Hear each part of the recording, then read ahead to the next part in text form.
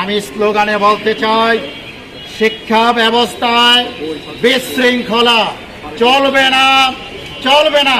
শিক্ষা ব্যবস্থায় বিশৃঙ্খলা চলবে না, চলবে না। শিক্ষা ব্যবস্থায় বিশৃঙ্খলা চলবে না, চলবে না, চলবে না।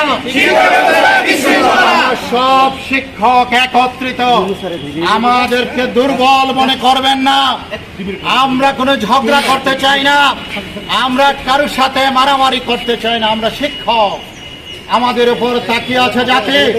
সুতরাং আমরা আরো সতর্ক করে দিতে চাই, আমরাও কিন্তু জেগে উঠতে পারি। আমরা এক বন্ধনে বন্ধিত, আমাদেরকে দুর্বল ভাববেন না।